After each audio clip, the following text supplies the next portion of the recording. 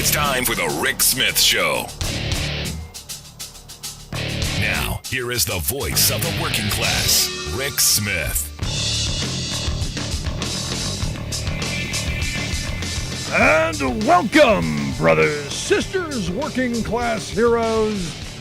This is the Rick Smith Show. Thanks so much for being here today on the big program. Lots to get to, lots to talk about. 56 years ago today. Seems like a long time, doesn't it? 56 years ago today, President Lyndon Baines Johnson signed Medicare and Medicaid into law. And ever since, the right wing, the Republicans have been losing their ever-loving freaking minds. Socialism, oh my God, the end of humanity as we know it. It would be the scourge of the country. In fact, the AMA, the American Medical Association back then, paid the sainted Ronald Reagan a handsome sum to record an album that they basically gave away to people to have little parties in their home and listen to the sainted Ronnie talk about how it was the end of how did the thing go? We'll tell our grandchildren's grandchildren, and they'll remember what it once was like to be free because socialism was coming. Reagan said, socialism, this is going to lead to socialism. Our children will be told what they will have to do for a living. And the thing is they scared the living bejeebuses out of people. And you look back over the 56 years of Medicare and the lives that it has made better, the lives that it has saved, my grandmother, my grandfather, countless people that I've known, that all of us know. Socialism, the scourge of socialism. Now, what's funny, it's one of those things that it's not only funny, but kind of sad. I've had conversations with people who have this idea of the sainted Ronald Reagan, who was dead set against Medicare because it was going to lead to the slippery slope to socialism. Yet Reagan himself expanded Medicaid several times over his presidency, signed legislation mandating coverage for children. Now, look, I don't beat him up for it because that's a good thing. Make sure kids are covered. They get the shots, the vaccines they need. Make sure they get the checkups because we know overwhelmingly you use healthcare in the first 5 years and the last 5 years of life. That's when you use the most healthcare. So ensuring that our children get the care that they need early, good on him for doing it. Good on for the Democratic-controlled House and Senate who put it on his desk and him signing it, but he did. Also, he expanded Medicaid to pregnant women who were receiving cash assistance. So he was giving the welfare queens, who were driving around in the Cadillacs, drinking Dom Perignon, eating steak and all that. He gave them health insurance, which is why today we're in a position where over half of the children in this country who are born here are born with Medicaid. Yeah, that's pretty amazing, isn't it? The socialism. Over half of us were born thanks to Medicaid. He also mandated, and this is the one that, for all of my conservatives, all of my friends who think the sainted Ronald Reagan did no wrong, walked on water, floated, whatever, maybe is in an island somewhere. He mandated emergency treatment. Here it comes. You ready? You ready for this? Here it comes. He mandated emergency treatment for illegal immigrants, for undocumented people, for people who were here, they got hurt, they got seen by doctors. OMG. Like, I don't know. Yes, the sainted Reagan did that. He did a couple other expansions as well. And again, I'm not going to beat him up for it. Now, who I will beat up for it is Representative Elise Stefanik of New York, who today tweeted out on the anniversary of Medicare and Medicaid being signed into law, She said, today's anniversary of Medicare and Medicaid reminds us to reflect on the critical role these programs have played to protect the health care of millions of families. To safeguard our future, we must reject socialist health care schemes. Do I need to explain? Seriously, do I need to explain? Because you had Reagan who was saying this is going to lead us to socialism. Now Stefanik is saying we need to protect what Reagan feared would lead us down this horrid path out of fear of something leading us down this horrid path. This is almost as dumb as the guy from Lebanon just down the road from where I'm at telling Arlen Specter, get your government hands off my Medicare. I mean, it's that kind of level of stupid. And it's like gold medal stupid. I mean, it's the kind of stupid that you go, either you're really, really dumb. The guy in Lebanon, I put in that category. Olympic caliber stupid. Her, much smarter than this. This is playing to the guy in Lebanon. This is playing to the Olympic stupid. This is pandering. This is continuing the fear. Socialism's bad. Socialism's coming for you. Socialism's going to take your children. While protecting something that they believe is socialism. I mean, that's the weird part of this. And if you go back and you look at what Medicare and Medicaid have done, incredible programs that have helped millions of people. Because as I said, we insure, we the people, the public, through socialism. The old and the young. The people who use the most healthcare. The people at the first 5 years and the last 5 years. It's what we do. We have taken them out of the healthcare system, and we've said as a country, through our government, that we're going to make sure that they get the insurance that they need so they can get the care that they need. That just because you're poor or you're old or you're young, you should be able to see a doctor. Now, the system that we have, which is a really kind of a hodgepodge, bizarre kind of system of we're going to take the most expensive people out of the equation, the old and the young, the people who are using healthcare. We're gonna take them out of the insurance pool, and we, the taxpayer, through socialism, are going to cover them. So all of those Trump supporters who were, walking up to vote for him on election day, pushing the oxygen tank, gasping on their last breath with their canes, going, we're going to fight socialism. No problem with Medicare, because it benefits them, even though socialism. We've taken them out of the equation. And what we've done is we've said the people who can get up and go to work, the healthier people, we're gonna have the private system pick their bones dry, and then we're gonna saddle them with massive premiums and co-pays and all kinds of stuff, so that we can make profit off of them. And this is where one of those things where I go, why can't we just open up Medicare to everyone? Why can't I buy Medicare? Why can't we affix a price to it and say, you know what? Anybody who wants it, here it is. You know how many people would leave their jobs tomorrow and retire and do something that they want to do? You know how many people would put out their own shingle and start their own businesses? The entrepreneurial spirit of this country would be unleashed, which is partially why the right wing of this country is bought and paid for by corporate America, why it doesn't happen. So if I can say it, happy birthday, Medicare and Medicaid. A couple years older than I am. Good for you. I hope that the Republican Party doesn't kill you off anytime soon while singing your praises, like Elise Stefanik has done. Now remember, these are the people who wanted to kill the dreaded Obamacare, because Medicaid was a huge part of that. But never mind reality. The other big story of the day, you may have seen this already, but some handwritten notes by someone at the Department of Justice, basically laying out Trump's plan to overthrow our government.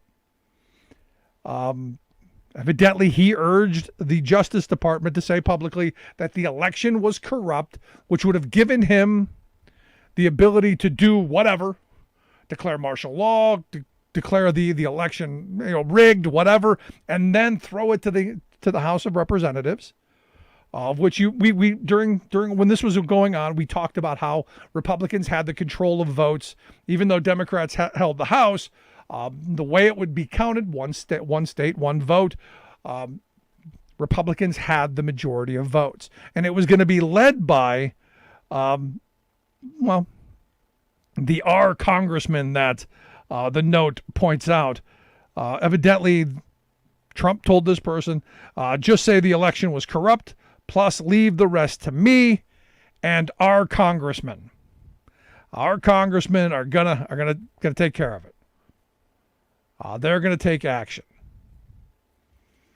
And one of the names that they threw out there was my congressman, Scott Perry. And Scott, if you're listening, and I know you do listen, pack a toothbrush, buddy. Because if this is true and you made some actions towards this coup attempt, good luck in prison. And as I was saying to someone earlier today, I go, he could have been he could still be the Smedley Butler character who comes out and says, the Republicans tried to overthrow our government again. But used a general, that is Scott Perry.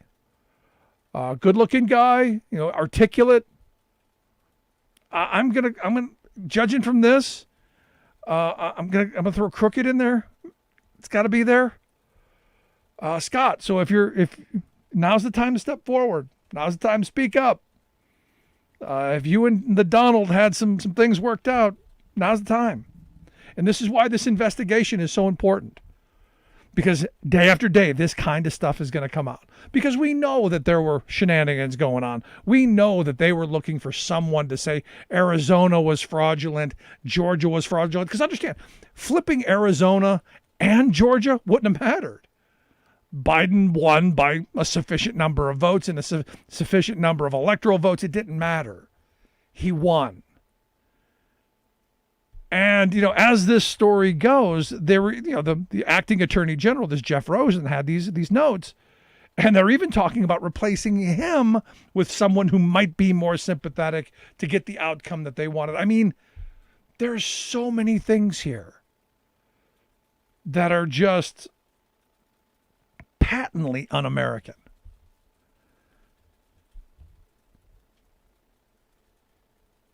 Now, Rosen told him, evidently, according to the notes, we're doing our job. Much of the info that you're getting, Mr. President, is wrong. It's false. Because Trump was watching Fox News. He was watching the crazy channels. And they were all telling him, no, it's all fraudulent. And I had the greatest back and forth recently with a Trump supporter who, went on this whole thing that, Donald Trump won. He won the election because the Dems cheated. And I said, well, how do you know? He goes, well, David Barton, this kooky claims to be a historian. He claims that there's one person who voted several thousand times in Georgia. One guy, real busy. I mean, I don't know how many precincts he could have drove to in one day. It's not going to be several thousand. But according to them, very soon you're going to see it. But beyond that, he said, because the polling says so, which is freaking weird, basically saying there's no evidence, and we know there's no evidence. We can't find any evidence to say that any fraud happened or any cheating happened. But people believe it. This is their argument. People believe it, so it had to happen. And he cited a Rasmussen poll, which you go, really? One of the most biased polls out there. That's the one you're going to go for? And even only they came up with 55% of Republicans believe that. Well, they claim there were some Democrats, but it was mostly Republicans of going, 55% believe there was some fraud. And you go, look, I can skew a poll any way I want based on the sample size and where I take that poll. I go to a Trump rally, overwhelmingly, people are going to say, their election was rigged. They stole it from us, because they have to believe that. I mean, seriously, this guy, and I had to ask him, I go, at some point, do you ever think you'll, if you're wrong, do you ever think that you can admit you're wrong. And the reality is they're so vested in this stop the steal. They're so vested in that there was fraud and there's no way possible that the rest of the country couldn't have agreed with them. And they saw Trump in this light of as a hero god. And they can't believe that anyone else would look at him and see him in any different light. And this guy was visually angry at my assertion that he's a criminal. And we should be locking criminals up, and all of the people on January 6th who were quote unquote tourists and martyrs and all of that, they should be locked up for a good long time. Couldn't believe it. And it was this weird kind of thing that you just go, this alternative reality is very bizarre. Very, very bizarre. Some other good news. DOJ saying that Trump's tax returns can be released to Congress. So we may actually, I have said, and I'll be happy if I'm wrong, and I've said that as well. I have said I don't think we're ever going to see the tax returns. Now that the DOJ has said Congress can see them, maybe, I'm not jumping on we're going to see them. Maybe we'll get to see them. Maybe. So I think that's going to be something to watch out for. And also, one of my favorite stories yesterday, Mike Lindell, the former crack addict turned religious zealot. Have you ever noticed that people who were had addiction problems, that they turn one addiction like crack or alcohol or whatever into another addiction like religion? Think Glenn Beck. Think Mike Lindell. Evidently, the Crusader Lindell said he is going to stop advertising on Fox News because they're not going to play his crazy ad. Look, the guy's really he's lost it. And look, I take no joy in someone before our very eyes having a serious mental breakdown. This guy truly delusional. He is again, but this is that demographic. This is that party, old white guy Republican Party, mental health break. So I think maybe we expand Medicare, hearing, vision, dental, and mental health. Something we can do. Love to hear your thoughts. You can email me, rick@thericksmithshow.com. Quick break. Right back. Stick around. Nothing more American than workers standing up, and the union gives a voice to win. On the Rick Smith Show.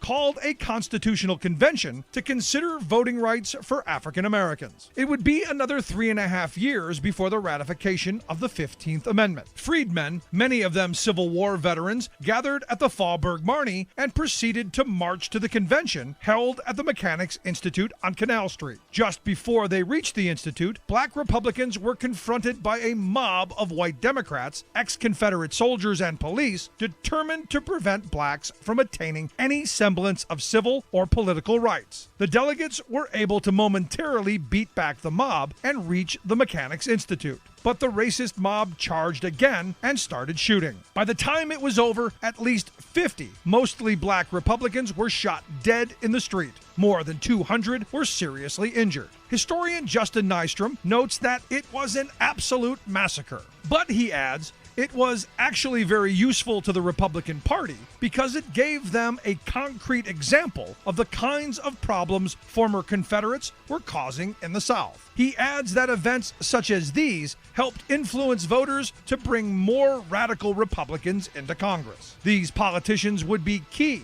to passing the Reconstruction Acts. Nystrom points to a poem written by Camille Naudin to commemorate the 1-year anniversary of the massacre. Titled Ode to the Martyrs, the poem mourns the massacred while bitterly observing that Jefferson Davis remained alive. But for the mulattoes, blacks, and whites, this fact I must tell, she writes. Victor LaCroix is dead. Jeff Davis lives still. Labor History in 2 brought to you by the Illinois Labor History Society and The Rick Smith Show. For more information, go to laborhistoryin2.com.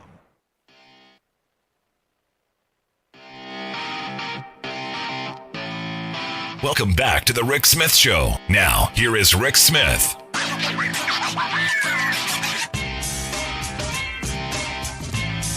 So I keep hearing everybody complaining about the infrastructure plan. It's too costly, Rick. We can't possibly have everything that Joe Biden and the liberals want. Because, look, you even got Senator Dipsy Doo from Arizona coming out and saying the same thing. The guy from West Virginia, him too on board, claiming, we just can't run the debt up. And look, as a working class liberal, I am a tax and spend guy. The first part being, we got to start taxing people. And the sad reality, as a working class liberal, I'm tired of being the one shouldering the burden. It's about time we start taxing the very well-to-do and these big corporations. Now, there's a new report coming out, or it's out now, from the good folks over at the Institute on Taxation and Economic Policy, highlights just how easy corporate America has gotten off, a lot thanks to the last guy's tax scheme. But when you find out that 39 Fortune 500 companies paid nothing in federal income tax, yet we're wildly profitable, I got a problem with that. Another 73, they find out, paid less than half of the already lowered 21%. I go, we got a problem. Houston, there is a problem. And here to share some thoughts on just how bad this is and, well, how we fix it, I've asked Amy Hanauer to come talk with us. Amy is the executive director of the Institute on Taxation and Economic Policy, ITEP, their website, itep.org. Amy, thanks for taking time for us. Yeah, great to be here. So am I getting this? Am I getting these numbers right? I'm getting the 39 companies made, buku bucks in profit, paid absolutely nothing. Yeah, that's right. And not only, you're underestimating by one thing. We're talking about over 3 years. So we'd previously found that 55 profitable Fortune 500 corporations paid nothing in taxes on their 2020 income. And then people came back and said, oh, you can't go by 1 year. They might have overpaid the previous year, blah, blah, blah. So we were like, okay, great. We're going to go and look at the last 3 years, all of the years since the Trump tax cuts took place. And we found that 39 paid zero taxes over that whole time period combined. And this is over a time period when those corporations combined had $122 billion in profits. So it's really, really outrageous. These are corporations that are benefiting from the things we spend money on, and they're just not contributing. Yeah, and the thing is, I say all the time, because I have my very pro-business conservative Republican listeners who say, well, Rick, we can't tax these corporations. We need them. I'm sure you've heard that song and dance. And I said, we need to go back to a good socialist president, Dwight David Eisenhower's tax code. Because back then, corporate America was paying 56% tax. And guess what? They were still profitable. Right. That's right. That's the thing, is that under time periods when corporate taxation has been much, much higher than it is today, we've been able to grow the middle class. We've been able to have better jobs. We've been able to really invest in our economy. And I think we've really kind of gotten away from that. And you kind of brought up another part of this, which is the zero corporations are a problem. But here's the thing, a lot of those that pay something still don't pay anything like what we expect them to pay and what they owe. So Trump lowered the corporate tax rate to 21%. And there was some sort of claim that there would be some loophole closing, or people would actually pay the 21% once we lowered it. Well, we found that 73 big corporations paid less than half the rate over that period. So on top of the 39 that paid nothing, you had another 73 that over a 3-year period paid, 3%, 5%, 7%, whatever. But the good thing here is, and there's a positive, there's a silver lining. We got to watch Jeff Bezos take the oldest person and the youngest person into space. So our money well spent, because Amazon, as you pointed out, during those 3 tax years, paid an effective rate of 4.3%. That's less than the person who's working at McDonald's is paying in tax rates. That's right. That's the funny thing, is that with some of these corporations, if you paid 1 month of your phone bill for T-Mobile, you paid more taxes than they paid over 3 years, right?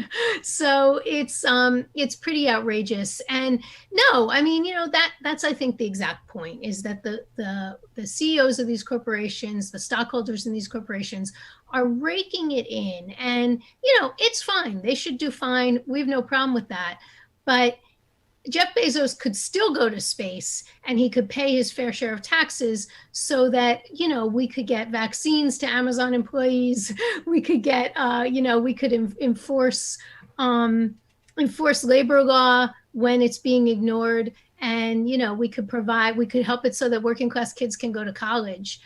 In some cases, the kids of some of these very employees. Yeah, we could do all of those great things, healthcare for people, education for people, all that stuff. But even in Bezos's radical self-interest, you say better roads to get your products to people's houses quicker, better airports, better air traffic so that you get your stuff moved around. I mean, we pay for all of this stuff and these folks benefit from it, yet they, again, seem to be walking away from actually paying for what they're benefiting from. That's what's infuriating to me, Amy.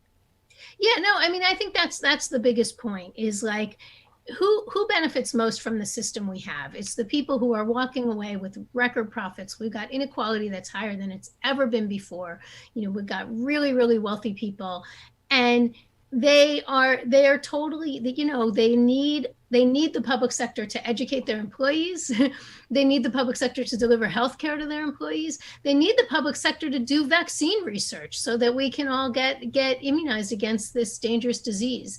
And yet they don't want to contribute to that. But the good thing, and this is where I gave Jeff Bezos credit, and I don't often give him credit, but he did on the day he came back from space for his 10-minute little jaunt. He did come out and say, look, thank you to my employees. Thank you to my customers. You guys paid for all this. Thanks. Obviously you with lower wages and less health care and less all of that stuff.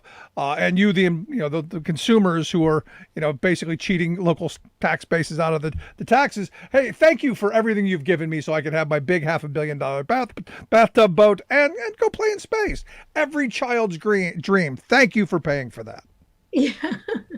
Yeah, right. And it's not, I mean, I love picking on Bezos as much as the next guy, but it's not just Amazon, right? Nope. I mean, they're one of the worst offenders because they're so enormous and because they've historically treated their employees so poorly. But like FedEx, right? I mean, there's a non-union delivery company and they didn't pay any taxes over 3 years, right? Yep. If you shipped one thing through FedEx, you paid more to that corporation than they paid in taxes. Yeah, and they're also one of those companies that abuse the independent contractor ruling. They're horrible. And here's the thing that gets me, and this is where I want to pick up on what you said about Bezos. I don't blame any of the CEOs. I don't even blame these companies. I'm not mad at them. They're simply playing by the rules of the game that they were able to lobby and get, and we allowed to have happen. This is our fault. We voted for politicians who allowed this to happen because this is what we've been sold, and this was supposed to be good for us. I don't think it's working as it was originally advertised.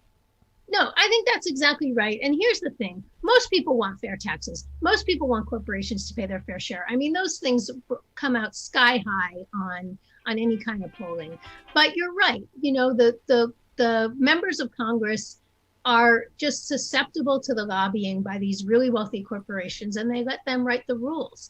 And so, yeah, if you're going to blame anyone, blame Congress, and then we got to fix it. And the thing is, we can fix it, right? There's a lot that we could do to set this right and to make it so that we have more of what we need to put in place schools, to pay firefighters, to just pay for the things that this country needs. No, you're right. But here's the thing. And I have listeners who say, well, we need to do what Ronald Reagan did, what the sainted Ronnie Reagan did back in '86. We need to close all the loopholes. And I think we did for about 6 minutes, close the loopholes.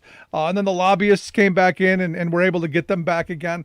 I want these corporations to pay their taxes like everyone else, because the reality is, if they're getting the advantage of not paying taxes, a company who they're competing with is paying their taxes. That's unfair to that company, and I don't want to see that. So how do we make the game balanced? How do we level this out to where corporate America is paying their fair share of taxes, nobody gets the advantage, and we get the resources that we need to pave our roads and bridges and do all the things that we've been talking about that we need to do? Because I don't think most people know how these companies get to evade paying taxes the way they do, and the big loopholes out there, which is why, I'll be honest, the reason I wanted to see Donald Trump's tax returns. I wanted to see how rich people get away with not paying taxes. Yeah, that's right. And so here's the thing. I mean, a lot of it is sort of fancy words, right? So accelerated depreciation. A lot of manufacturing corporations kind of write off the entire cost of a piece of equipment that lasts for 30 years. They write it off in 10 years, and then they get to take a much bigger tax break along the way. That's something we could get rid of. Stock options, they pay their executive stock options, but they write off those expenses for tax purposes, and it goes far beyond the expenses that they actually report to investors. This is a crazy way of doing it. And then shifting their profits offshores, which not only reduces their tax bill, but it's bad for American workers, right? And it's bad for American communities because they ship their profits offshores, and then they pay a lower rate. Now, as I understand, isn't this something that the last guy's tax bill in 2018 really accelerated, gave them the ability to shift more of the profits offshore by using that, the territorial tax system that they were talking about? That's right. And it was supposed to solve it, but like we all saw that, the lobbyists just descended and got incredible deals for all of their corporations. So here's what I think is encouraging is that the Biden administration actually has a whole bunch of proposals that would do something about this, right? And so it's not, sometimes we kind of act like, oh, there's just nothing we can do. This is just the way capitalism works. Well, that's not the case, right? Like we can actually fix this. And I think that's what we've got to hold our politicians accountable to doing. No, I'm right there with you. But here's the thing. The second that Joe Biden came out and said, we're going to raise taxes on people making over $400,000, we're going to put a lot of these other tax situations into place. One of the political parties in this country lost their ever-loving freaking minds because they all took the pledge that under no circumstances will they ever raise taxes. And that's been a non-starter with them, well, at least for the last 30 years, but most certainly when Biden proposed it. Yeah, I mean, I think that there's a lot of hypocrisy because they're willing to explode the deficit to spend on tax cuts, and then they don't want any money to be spent on the things that working class communities need, and they act as if as if there's a sort of concern for working families, but the real people pulling the strings are the corporate interests. Now we hear that we can't take on any more debt, Amy. We just can't. Our debt's way too high. I argue it's not too high yet.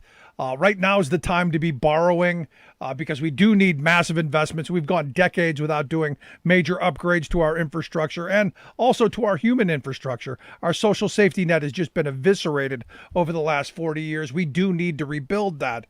But there is some argument that we may be taking on some too much debt. This is one of those moments where I think the public is on board with raising taxes. As I've said, I'm a tax and spend liberal. I believe you tax things, you spend on what you need. You don't waste the money. You spend it on stuff you need, but you got to pay for it.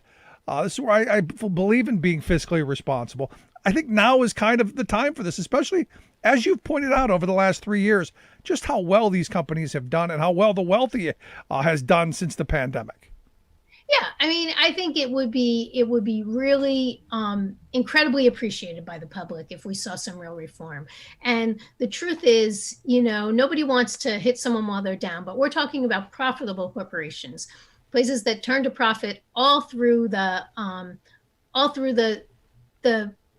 run up to the pandemic, and then they turned to profit during the pandemic and during the recession. So we're not talking about going after someone who was like a tourist related business that really took it on the chin last year. We're talking about highly profitable Fortune 500 companies, the biggest and wealthiest corporations that we have in this country, and they're the ones that I think ought to be paying. I'm still trying to figure out how Domino's got out of paying taxes. I mean, I'm looking at some of the names going, what incentives? Because look, I'm a believer in you need to have loopholes to incentivize certain things. We want cleaner energy. We want policies that are going to move us in a different direction.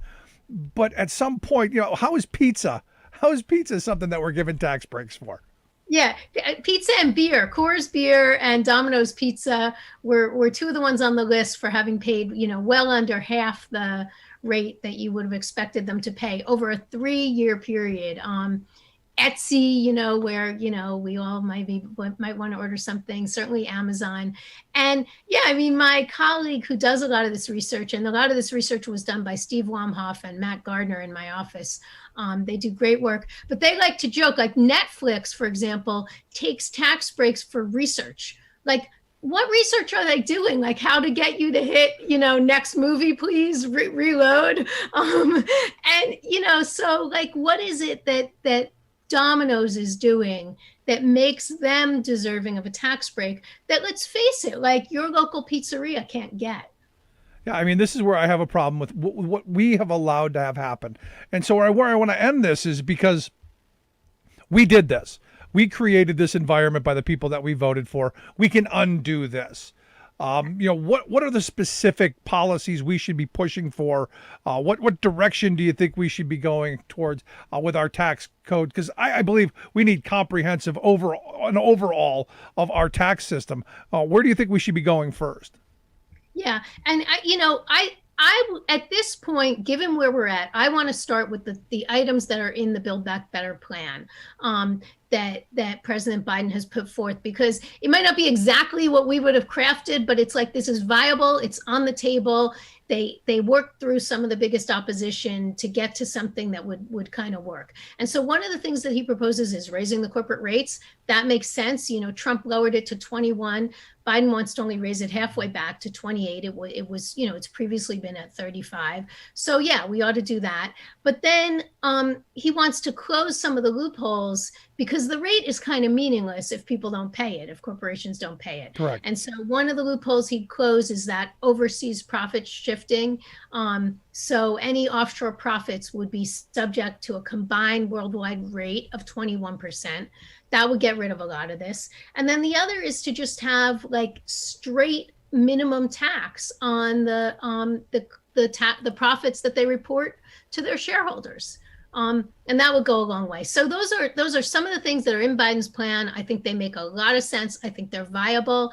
Look, we've been wrestling with this bipartisan plan. Great, go for it. Now it's time to get down to brass tacks and put something in place that actually imposes taxes on those who need to pay, so that we can, get people putting up wind turbines, get people installing solar panels, and get this country moving again. I'm right there with you, Amy. I appreciate you taking some time for us. Thanks so much for the work that you guys do over there at the Institute on Taxation and Economic Policy. If you want to check out their website, itep.org, itep.org. We'll get links out on social media. Amy, thanks so much. Appreciate the time. Great talking to you, Rick. Take care. Love to hear your thoughts. You can email me, rick@thericksmithshow.com. Should we do as I've proposed numerous times? Let's go back to the socialist president, Dwight David Eisenhower. Top marginal tax rate on the wealthy, 92%, 56% on corporate America. You'd see them begging for the days of 35%. But you can email me, rick@thericksmithshow.com. Quick break. Right back. Stick around. You're listening to The Rick Smith Show. Remembering that united we bargain. Rick Smith.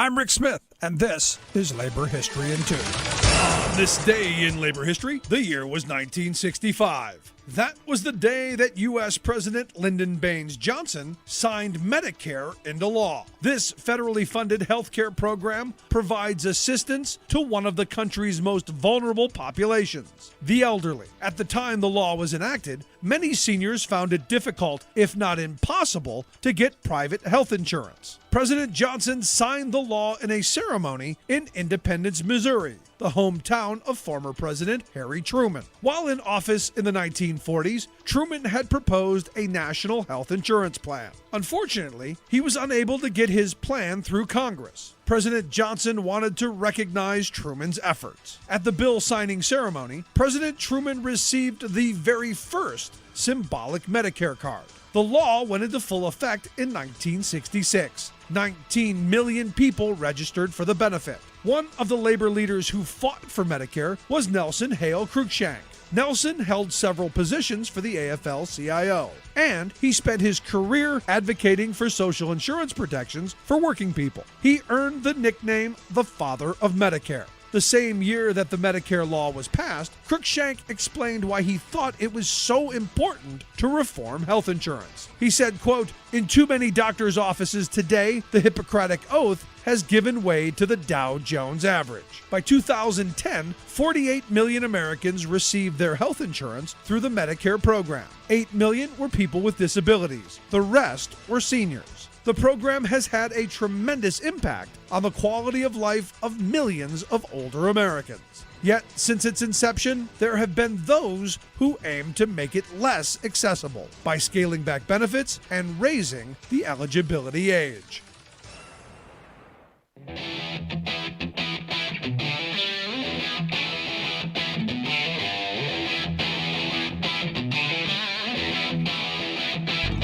Welcome back to the Rick Smith Show. Now, here is Rick Smith. So yesterday, I didn't get to talk about it yesterday. Yesterday was National Intern Day, or as I like to call it, National Free Labor Day for corporate America.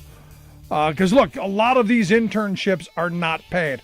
The paid ones I don't have a problem with as long as you're paying minimum wage. That's the law of the land. I think the minimum wage is way too low. We should be bumping that up. But hey, if you're following the laws, I'm okay with it. But it's these free internships where they promise you, hey, if you come work for us, maybe there's something. Got a problem with that.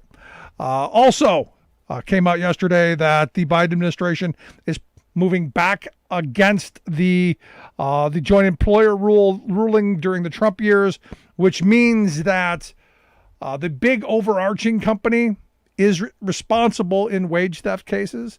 So think of all those fast food joints out there where we hear these horror stories of people being cheated out of wages, and the overarching company go, hey, not our problem, it's franchise. Now they're going to push back and hold people accountable. I think that is a good thing. But ultimately, in my view on it, if we had more unions in workplaces, we had more people organized, we had more people on the job with empowered to say no more, I think it'd be a much better place. So the question then becomes, how do we get more people joining and forming unions? Because we've seen the studies are out there. Overwhelmingly, people want to join. Why is it so hard? I'm here to share some thoughts on why it's so hard and what maybe we can do about it. I've asked Kelly Candale to come talk with us. Kelly's a journalist, filmmaker, former union organizer.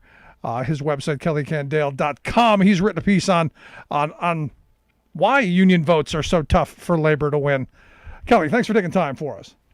Hey, you're welcome. Good to be here. So I guess we start there. We start, how did it get so hard, and why is it so difficult when overwhelmingly we see the numbers out there where this is what people want? Well, I mean, not to get too far into the weeds, but you have to go back into labor history, into the history of labor law in this country, and then that takes you to the overwhelming power of corporations and businesses in general to threaten people and to scare people. I mean, I used to listen to Michael Harrington back in the day when he was talking, and he'd give these speeches and he'd point out to people that you look at Europe and it had kind of a bloody class struggle there in order for workers to get rights. And he said, but it didn't match what happened in the United States in terms of corporate and business opposition to workers having the fundamental right to organize. It was bloody. It was deadly.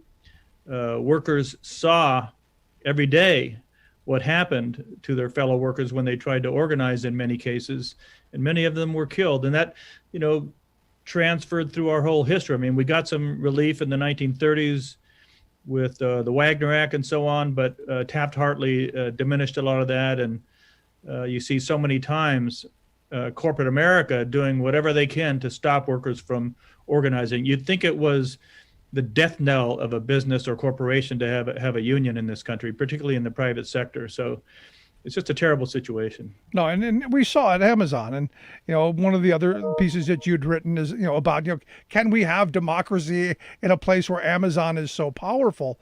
And I argue no. I mean, the reality is, if you watch what happened in Bessemer, Alabama, they spent $200 million on a campaign to keep a couple of thousand workers from being able to say, hey, we'd like to have some say. We'd like to take a bathroom break every once in a while. We'd like a day off. Things that I thought we had already fought and won in past generations, but all that looks like it's up on the table now. Yeah. I mean, especially in the private sector, as we've pointed out. In the public sector, I was an organizer for 10, 15 years, mostly in the public sector. And it was easier to win elections in the public sector, still is, primarily because you don't have an opposition.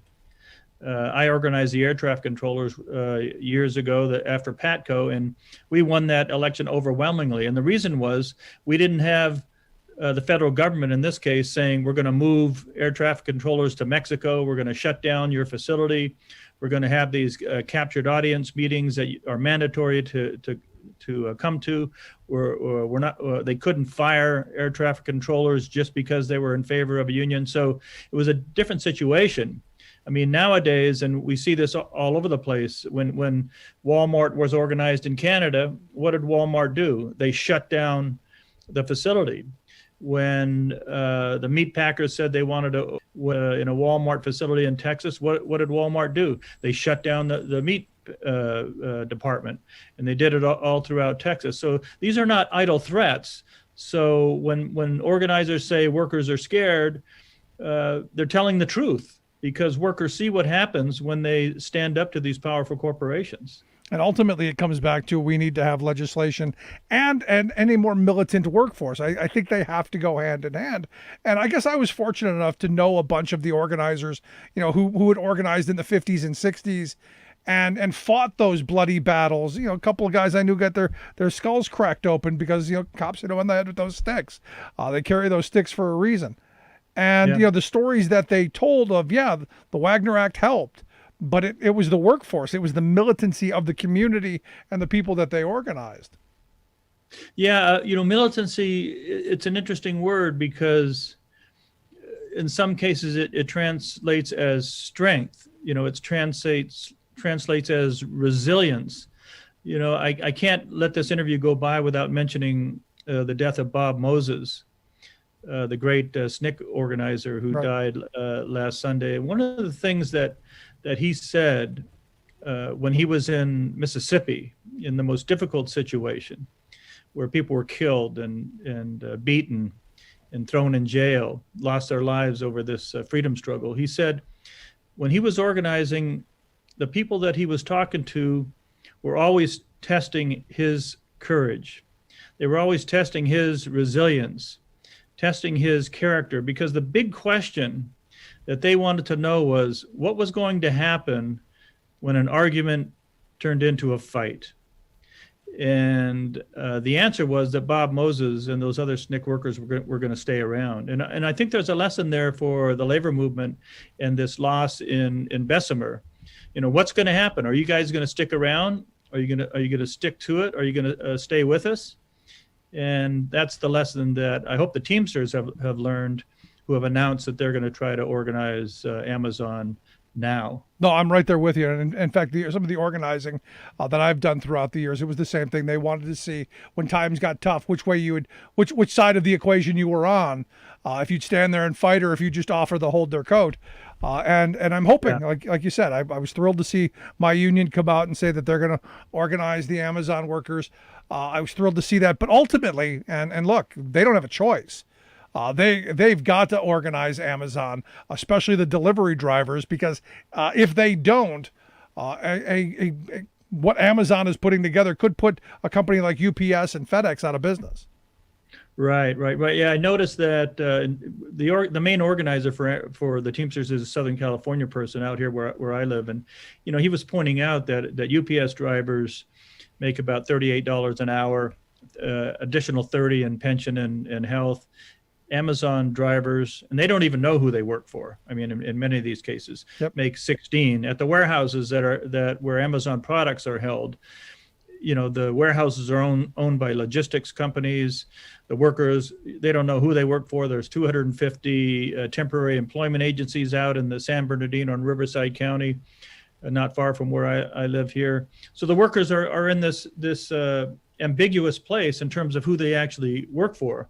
And that's a function of labor law, which is obviously also a part of this equation. And this comes back to what I started off at the beginning, the joint employer rule. That the Obama folks wanted to tighten up and hold someone like Amazon accountable when they do just what you've said. Everything's a third-party logistics company, everything independent contractors, where they spread this out where it never, any violations, any cheating, any wage theft never gets back to them, and that has to stop. Yeah. And I think that the approach, again, a shout out to the Teamsters that, of combining this what you call militancy, organizational militancy, and using the resilience and dignity of the workers, starting with where they are, and using their own energy, providing the resources and protection, of course, but also the politics of it. Can you leverage the politics through the Senate and Congress, and pressure on people like Amazon, people on pressure like Bezos, people like pressure on Facebook, to have a kind of a pincer movement that applies political pressure as well as organizational pressure in a way that might be successful. It's a very, very difficult task, obviously, because the deck is stacked against unions in this country, and everybody knows it. But maybe with some political support, organizational support of a union the size of the Teamsters, there's some possibilities there. But ultimately, it can't just be the Teamsters. It's got to be the entire movement, because after all, I do believe if you allow Amazon to go unchecked, their tentacles will get into every industry. I mean, the other day, my wife and I went to Best Buy to buy a camera, one of those web camera things, and we find out that it's an Amazon company. I went to Best Buy to buy something. I went to Best Buy to not buy something from Amazon, and there it was. Yeah. That kind of monopoly stuff is all over the place. I mean, just you look at any of the literature nowadays on how who owns what. You think you're getting a different rental car when you're going to Avis instead of Hertz, or Avis instead of Budget, but they're all owned by the same company, and they just have different marketing strategies. So yeah, I mean, but you're correct about that. It has to be the whole labor movement, and not only that, but the community as well. I mean, these union drives are not going to be successful without a great deal of community support. And I hope that's what the labor movement, and I think that's what the labor movement is heading towards in this big fight with these behemoths. Well, they're going to have to. I mean, and the only way that they're going to be able to compete and to ultimately win is if we do get some comprehensive labor law reform, which is why I'm a big supporter of the PRO Act. Personally, I'd love to just go back and undo Taft-Hartley and return to the original intent of the NLRA, but that ain't going to happen. I'm hoping we get something through this legislative process, either through the budget reconciliation, even if it's just increased fines on people like Amazon who cheat. We got to get something. Yeah. In fact, the Senate held a hearing last week in the Senate Health, Education, and Labor Committee. You might want to reach out to Gracie Heldman, who was a worker that testified there, because she tried to join the Bakers Union in her company that she worked for. She's tried 3 times, 20-year struggle, got 65% of the cards signed. So a great deal of support in every one of those elections. And of course, the company hired a union-busting firm and did months and months and months of delays and terror tactics and scare meetings and threats to close down, and eventually lost those elections. So, that's a kind of real on-the-ground story that is taking place in thousands and thousands of workplaces throughout the country. And we need to hear more of it, rather than, Jeff Bezos, getting, unbelievable media coverage for his little rocket ride into space. And then maybe he'll fly to the moon and stay there. But. Right. And then his PR stunt of giving out money to a couple of different people. Oh, look how wonderful I am. No, if you were that wonderful, you'd given it to your employees. But to your point about the worker trying to organize, I had organized a place years ago where the owner came out and said, "I'll close the doors before I allow there to be a union in here." And it wasn't even about money. It was strictly about control. Nobody's going to tell me what to do. And I said, if we had any functional labor laws, the National Labor Relations Board would have taken that and imposed a contract and go, okay, fine. If you don't want to be in business, you're out of business. That's where I think things have to go. Yeah, there has to be something. I'm hoping that some sort of reconciliation process happens as well. I mean, clearly Biden, in all of his messaging and what he did when the Amazon election was happening in Alabama, coming out ahead of the election and saying that workers should vote for a union. I mean, those are all great signs. The pressure has to be kept on him and others in the House and Senate, to make that a reality. I mean, you've got, Christian Sinema over in Arizona, and who's, not in favor of ending the filibuster, which would be the way to get this done with Senate votes and not have to dick around with this reconciliation process. And I was in Arizona and saw the labor movement, especially HERE Local 11 out there, busting their butts to get her elected, and Mark Kelly, and all the community organizations that were going door to door during, and this was during a pandemic, standing a distance back. But, those were the folks that got her and Mark Kelly elected. And so what the political strategy there is, I'm not quite sure. Some people are calling on maybe primarying her, and she's not up for a couple of years. But, there's just dynamics out there that are good to see, people active, people engaged, and that's what we need to keep doing. No, it's absolutely what we need to do. We need to have people voting their jobs first and stop allowing ourselves to be divided by these nonsensical social issues that, for the majority of us, don't even touch us, which is the bizarre part of it. It's kind of where we are, isn't it? It is. In fact, I just read a study, Thomas Piketty, that the French academic looked at these political cleavages in 21 Western democracies in the last 60, 70 years. And, they do conclude that these social cultural issues are what has divided particularly working class people from what used to be the natural base of the Democratic Party, and now have drifted towards, people like Trump and the conservatives. Yep. In many cases. So, yeah, voting your pocketbook, voting your union. Let's try to get that. Yeah, right there with you. But as Jay Gould said, he can easily pay half the working class to murder the other half, and that's what they've been using to do it. If you want to check out more of the articles that Kelly has, why union votes are so tough for labor to win, we'll get links out on social media. You can also check him out over on Capitol in Maine. Kelly, I appreciate you taking some time for us. Good talking with you. Good talking to you. Thank you. Good stuff, Kelly Candale. Make sure you check out his website, kellycandale.com. We'll get links out on that as well. Quick break, right back. Stick around. You're listening to The Rick Smith Show. Remembering that united we bargain, divided we beg. Rick Smith.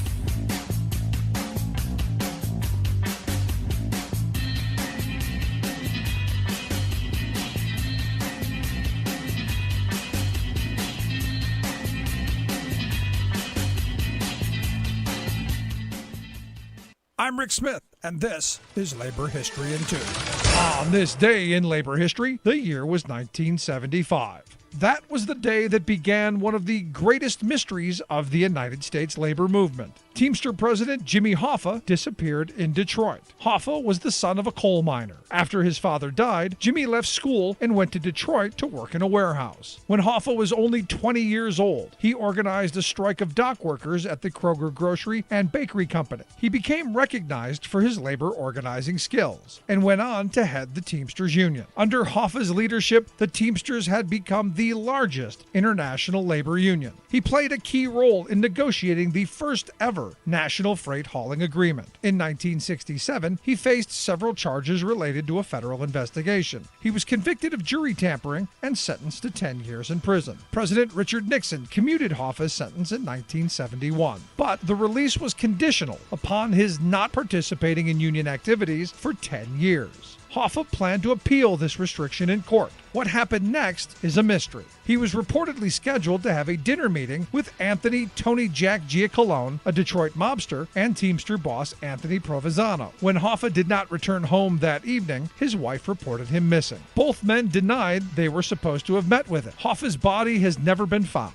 and the actual cause of his death has never been determined. In 1982, he was declared presumed dead. In 1992, Jack Nicholson starred in a biopic about Hoffa's life. His disappearance has generated considerable interest over the years with multiple theories, and still the mystery remains unsolved. One thing that's not a mystery was his determination to make workers' lives better. Labor History in 2 brought to you by the Illinois Labor History Society and The Rick Smith Show. For more information, go to... It's time for the Rick Smith Show. Now, here is the voice of the working class, Rick Smith.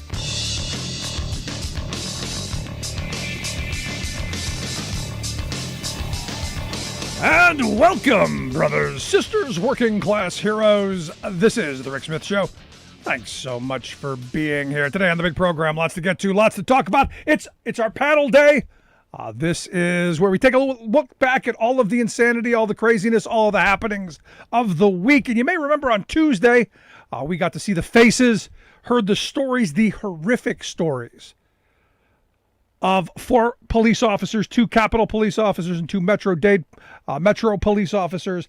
And we got to see some fun and shenanigans by the Republicans trying to diminish the horrible that happened on January 6th. You know, hey, just a bunch of tourists, you know, just people out on a friendly walk. Just grandma didn't know where she was going and just wandered into the Capitol. We can't hold grandma accountable, can we?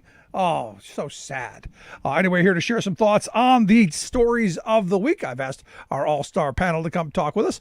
We've got Rich Ojeda, former West Virginia State Senator, presidential candidate, and executive national spokesperson for No Dems Left Behind. Rich, thanks for being here.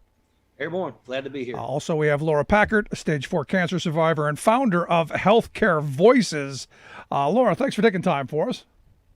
Thank you. And also our favorite reporter of all around the world, our good friend Sarah Burris, a reporter over at RawStory. Sarah, thanks for being here. What's up? So let's start with Tuesday. Let's general impressions. Let's start with you, Laura. What was your general impression of what we saw happen on Tuesday? Well, I don't think that we've really grasped how close we came to losing our democracy, and they're still at it. Here in Colorado, our own Congresswoman Lauren Boebert was tweeting out Speaker Pelosi's location during the attack and still hasn't been brought to account for that. So this is just the start of the hearing, but I look forward to hearing more about who's responsible and some accountability. I'm right there with you, Rich. Your visceral reaction. Well, listening to, the 4 police officers, it really kind of driven it home, how hard, how rough it had to have been that day. I mean, literally fist fighting your way into the Capitol. And then when you get into the Capitol, you have to go straight to the breach and get right back in it again. I mean, what Laura said concerning, wanting to know the facts. I think that we all deserve to know the facts. I think that each and every one of us need to see who participated, and everybody needs to be held accountable for their actions. But what we heard from those 4 absolute heroic law enforcement officers, absolutely, I mean, it hit hard in the chest. Yeah, I mean, I looked at the 4 of them, and as they told their stories, the emotion coming out of them. These are not people that I would, think would be overly emotional, and yet, you could see it in them, and it was terrible. Sarah, your initial reaction?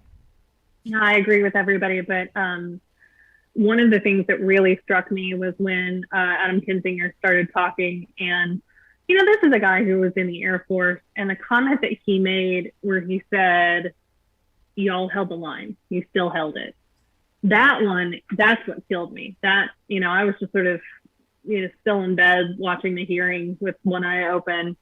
And that one just really, that hurt. That was hard to hear, because one thing that you hear throughout the entire testimony of these guys is that, they'd have a moment where they were really tired and needed to like walk out for a second and, like wipe their eyes off or whatever. And then they'd go back into it. They'd go right back to it. And even I remember on the video, the body cam video of Michael Fanone, you can hear him, like his partner is dragging him to the safe spot, and then he's completely unconscious. And at one point, when he regains consciousness, the first thing out of his mouth is, did we hold the hall? Did we hold the line? And so it's this idea of, this wasn't just a normal police day, obviously. They treated this like an all-out war. And some of these guys came from war, and they know what that looks like. And they spoke to that idea of they'd never seen anything like this before. Yeah, and I think Laura's right. Like, one of the things that we really didn't, I think, fully understand is just how close it came. Because I think we all thought, oh, this is bad. This is, terrible. But that's like, it was scary. What they conveyed to us was terrifying. No, it absolutely was terrifying. And to hear those stories, I hope, and this is where, I've taken the position where I don't think this committee is going to change people's minds. I think we're dug in. But if anything was going to happen, if that was going to change anybody's heart, it would have been that day and in those stories. And I'll throw it out to the panel. Anyone disagree with me on that? Well, Brett Baer, that was the one thing that happened, is right after all of this was over, Fox News' Brett Baer came on air, and he was pretty awestruck. And I think he made some comment about, how surprising and how that he didn't know a lot of those facts before. And Fox News aired it. They aired the whole hearing. Know that there's certain people on Fox that show that, they actually have, a conscience. And then you have those, Laura Ingraham, Tucker Carlson, those folks right there cannot be reached. They're not going to be reached. They're garbage. But we know with the first officer who basically gave his statement, something he said absolutely hit home with me. And that was, he said that for the first time, he was more worried about going to work than he was when he was on missions in Iraq. And the thing is he's right. When we're in Iraq and we're in Afghanistan, we expect that stuff to happen. We expect those things to go on. But you don't expect that stuff to go on in your own country, in the United States of America. And these people, man, they fought. I mean, they absolutely fought for their lives. And when you hear, Officer Dunn talk about the racism that was spewed, here you are waving flags. You had Christian flags. You had Blue Lives Matter flags. But in actuality, that was all nothing more than a farce. They were using those to try to get closer, to try to convince the police to join with us. But the moment that the police officer said, no, this is illegal, you cannot cross this point, then all bets were off. And they showed their true colors. And this is absolutely, it was so hard to listen and know that those men, what they went through, and especially knowing that the Republican Party still refuses to do what's right. Yeah. Sad. Mm-hmm. No. Now, speaking of farce, I mean, they know, the Republican elected officials, they know what happened. All of them know, and it's just not convenient for them to acknowledge it. And that's where I was going to go next, because, you have these four officers sitting there, and I think their voices represent, I would have to say, overwhelmingly the majority of people who were on duty that day. How can you sit and tell those stories and know that half of our political system is against you, and you protected those people who were out right after there, like Elise Stefanik, raising money off of your misery?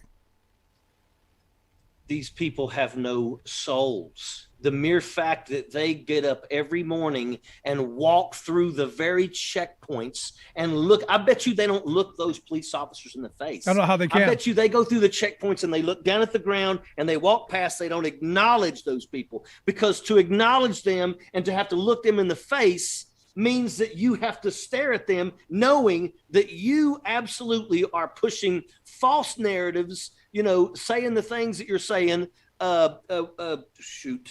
Haskell, is that his name? Jamie Haskell. Oh, Raskin. Raskin. That's it. I'm sorry, wrong. Him. I mean, he was interviewing the member of Congress that basically said it was like a day in the park, like any ordinary day. And that guy he was refusing. Yeah, Clyde. He was trying to turn it into, well, this means this. Basically talking about just words, and just what a coward. Yeah, I mean, it's one of those things where I wish one of those folks would have gotten in the hands of the rioters. Because I got to be honest with you, I don't think that it would have mattered who the terrorists got a hold of. Even if it was Lauren Boebert or Marjorie Taylor Greene or any of them, I think harm would have happened to any of them, and I don't think they understand that, and I don't think they care. I agree. Yeah, I agree. I mean, you got photographs of Clyde barricading the door. Yeah. Mm-hmm. And I love the fact that Liz Cheney lit into Jim Jordan when he was like, "Let me help you put your gas mask on." F you. You did this. You did That's this. right. You did this. I'm not a fan of Liz Cheney, but I'm telling you right now, I mean, in terms of courage, she has it. Yeah, can you imagine our country? The savior of our country is a Cheney, given the old man. Now, talking about Liz Cheney, she did say that this has to be investigated. We have to get to the bottom of it. If we leave this uninvestigated, we're going to have another one of these every 4 years. Let's start with you, Sarah. Is she right? I think she's probably right. That's the thing that really bothers me and that scares me. Every time that a Republican is going to lose an election now, they're going to protest until they can try and take over somehow. Right, but if the right does it, doesn't the left end up going, hey, they're getting away with it, we got to do it too? I don't think the left would do it. I think about all of the protests that we've had at the Capitol for the left, everything from, mostly it's the climate change ones, whenever everybody was getting arrested. There's been some crazy Greenpeace ones, but not in 15 years. And even then, it's like they just handcuffed Jane Fonda, and she was just like, all right, see you guys. And it's just not, that's the thing. Like, I'm used to labor protests where, you lay down in the middle of a street and they arrest you, and then they drive the car around the block and let you out. And it's just, I've never really seen a protest like that I feel like was really going after those members in that way. You've seen it with Black Lives Matter burning down a police station or the Wendy's, and I don't know. I don't know that the left would do something like that, especially after this. Well, the sad part is I said this one time when I was on the Morning Joe. I said, basically the Democrats go to a fight with the damn pillow and the Republicans show up with brass knuckles. Sadly, that's how it is, and it shouldn't be that way. Yeah, I've always used the analogy. They'll offer to hold your coat. Yeah. Laura, you want to jump into this? Well, Republicans say they believe in law and order, but Democrats actually believe in laws and order. And that's one of the main differences is if you go back to the 2000 election and Al Gore wanted to have Floridians count the votes, and the Republicans were not into counting votes. So they staged a riot, the Brooks Brothers riot, and stopped that. So the no interest in democracy is not a new thing for the Republican Party. They claim to be law and order, but then when push comes to shove, they care about power. Yeah, that's it. In a nutshell, that's it. And that's the message I think that should come out of this. That the right doesn't care about democracy. They don't care about the will of the people. They care about unadulterated power, and they'll do anything to ensure that they hold on to that power. Now, here's the thing. I've had a bunch of people who have such great faith and hope in this committee that we're gonna perp walk people. There's gonna be all this stuff.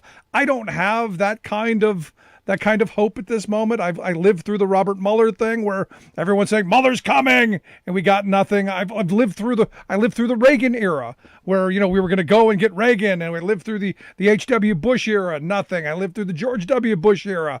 Still, we're not holding people accountable for their crimes. I have very little faith we're going to hold anybody accountable for these crimes. I want to throw it out to you, and let's start with you, Laura. Any thoughts? Are we going to hold these criminals accountable, do you think?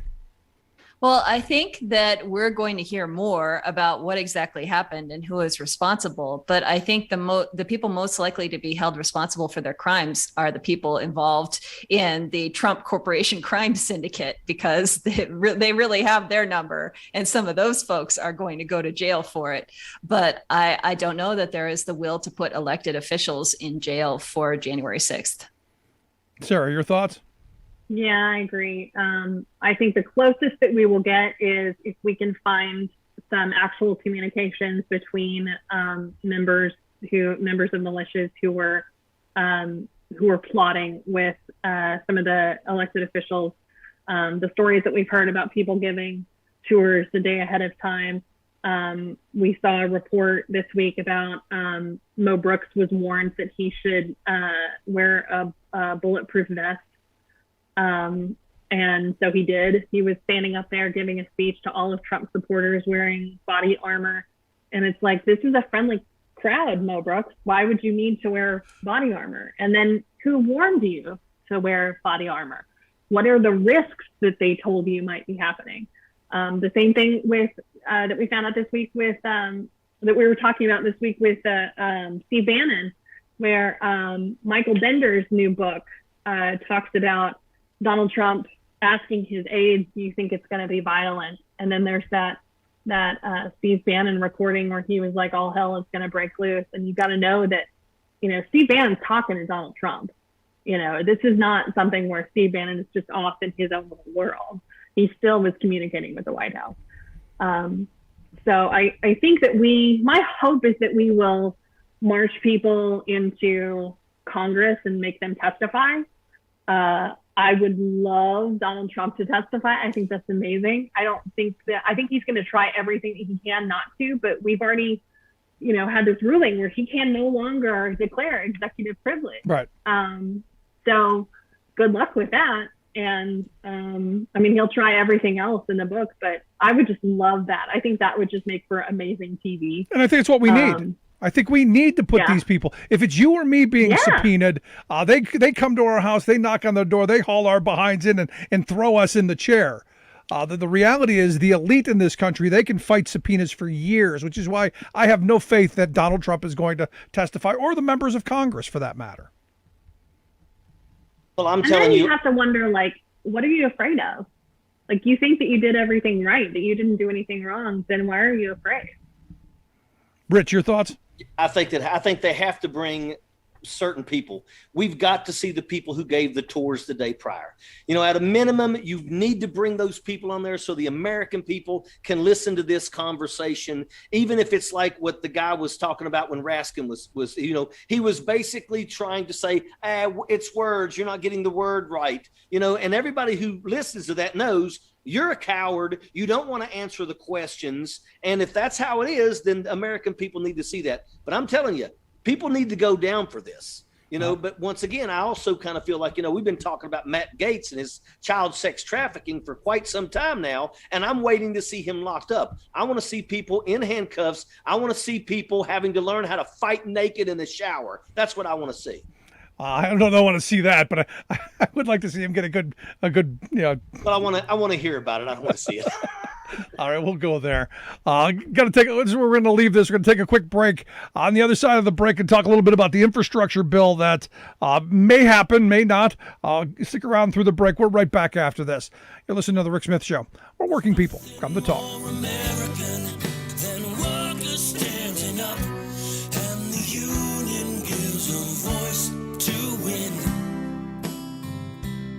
Smith Show.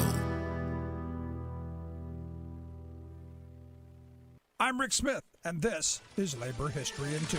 On this day in labor history, the year was 1917. That was the day more than 10,000 African Americans marched down New York's Fifth Avenue in what is known as the Silent Parade. The protest came in the aftermath of the July 2nd East St. Louis race riot and a number of lynchings in Texas. Organized by black scholar and activist W.E.B. Du Bois, James Weldon Johnson, and the NAACP, the Silent Parade protested lynchings and anti-black violence. Children led the march dressed in white. Women, who were also dressed in white, followed them. Men dressed in dark suits marched behind. It was considered the first public protest of racial violence in the United States. Alexis Newman describes the scene as the parade proceeds to Madison Square. The marchers carried banners and posters stating their reasons for the march. Both participants and onlookers remarked that this protest was unlike any other seen in the city and the nation. There were no chants, no songs,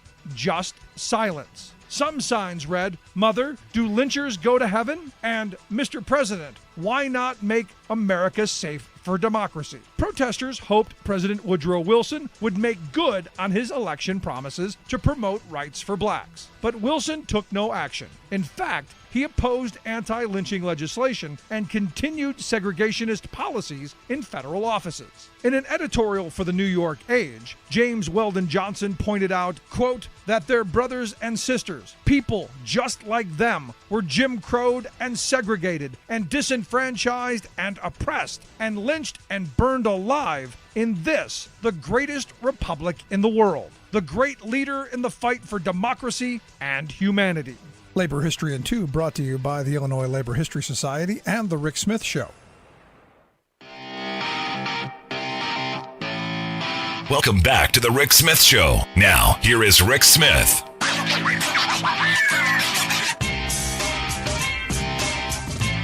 So this week, we find out that there's a deal on the bipartisan infrastructure bill. In fact, they voted 67-32 to move it along. And Wednesday was a good day. There was a potential that we're going to get something. I was very happy. There was a little bit of time where I'm going, this is good. We might get a bipartisan deal. The hard infrastructure things are going to coming. We're going to rebuild some roads. We're going to rebuild some bridges. All good stuff, right? Well, along comes Senator Dipsy Doo from Arizona, Kristen Simina, who I'm hoping has a new dance for her blowing up the infrastructure bill. She's saying, no, not so thrilled. Not happy with the $3.5 trillion bill, which now I got to think is going to put all of it in peril. And here to share some thoughts on the good senator from Arizona. I've asked our all-star panel to stick around through the break. Laura Packard, Rich Ojeda, and Sarah Burris. Guys, thanks for taking the time. Airborne. You bet. So let's go through the feelings on Wednesday. Got the bipartisan deal. $1.2 trillion, some good spending, some things we need. Good news, right? Well, finally, we have an infrastructure week. After all this time, we have an infrastructure week. I wanted to tell you, too, I don't know if you heard, but Lindsey Graham is threatening to boycott the vote. And I don't know if he's doing this because he thinks, well, I know he's actually said he thinks that they can't vote if he's not there, because he assumes that you need 50 people to make a quorum, and it's like, oh, honey, you have no idea. And so if Lindsey Graham boycotts the vote, which I say go for it, then we may not need cinema. And that would be the best alternative, because this is one of those weird things where you go, it's possible you could get the bipartisan deal, get the hard infrastructure stuff we need, but then also we need to move on the other stuff. And I would be glad to have every Republican voting against kids getting 2 years of additional schooling and an associate's degree. I'd be happy for them to vote against having some infrastructure for the elderly as they get older. I'd be happy with them voting against that so we could run on it. But she had to go and on that day kind of blow it all up. Rich, let's get your thoughts on the infrastructure bill. I mean, we need it. We absolutely need it. The Democrats absolutely need it. But once again, that's the thing. the Democrats need it. The Republicans know that the Democrats need it, and the Republicans are going to do everything in their power. It's like if they're going to play nice with us on Monday, Tuesday, they don't want to play nice anymore. So, you got Lindsey Graham talking stuff. At the end of the day, the Republicans have a mission, and that mission is to go into 22 with absolutely no victories for the Democratic Party.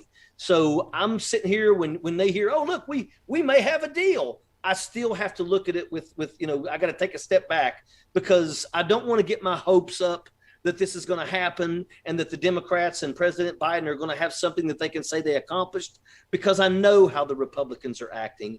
And we know that if they can derail it on the last minute, they will. Yeah. Laura, your thoughts? Well, there are a couple things. First, Arizonans want the Build Back Better deal. It polls incredibly high in every state, including Arizona. People want paid leave. They want affordable health care. They want Medicare to cover vision and dental and hearing. They want all of the pieces of the big infrastructure bill, not the itty bitty bipartisan one. But if you look at what Kyrsten Sinema said, if you parse it, she said she will vote to start the reconciliation process. And she just thinks that the 3.5 trillion number is too big. I'm hopeful that's a negotiating tactic, and that she wants specific things. And maybe this is her way of starting negotiations, because Nancy Pelosi has already said that if the only thing going is BIF, the bipartisan small piece, that's a non-starter in the House. So if Kyrsten Sinema stops the big bill, everything's going to fall apart, and she is no longer going to be in the Senate majority after next year. Yeah. No, and this is what I would love to see.